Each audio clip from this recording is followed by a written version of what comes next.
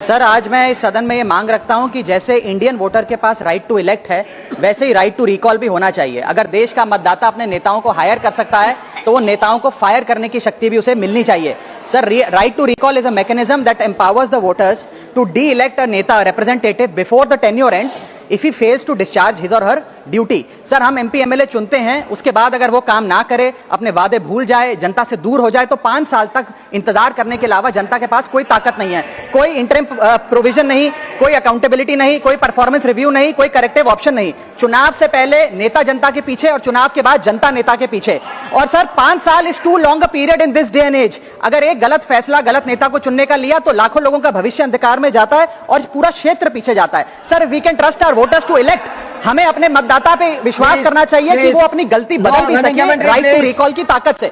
Sir, let me clarify that right to recall is not a weapon against politicians. It is an insurance policy for democracy.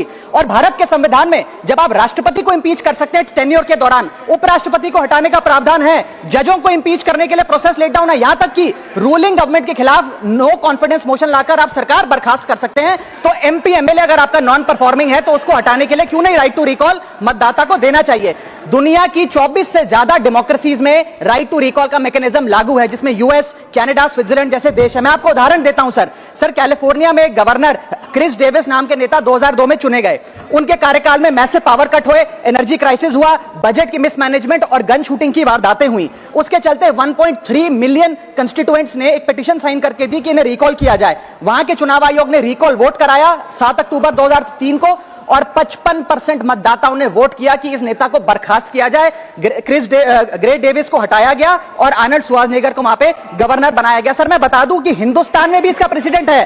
Karnataka, Madhya Pradesh, Maharashtra और राजस्थान में recall mechanism ग्राम पंचायत के स्तर पे लागू है और ग्राम सभा के लोग मतदाता वोट करके उन्हें वापस बुला सकते हैं। सर, लेकिन इसका मिसयूज ना हो, इसलिए हमें सेफगार्ड्स भी बनाने पड़ेंगे। एक थ्रेशोल्ड रखना चाहिए कि 35 से 40% मतदाता अगर साइन कर दे तभी राइट टू रिकॉल वोट करवाया जाए।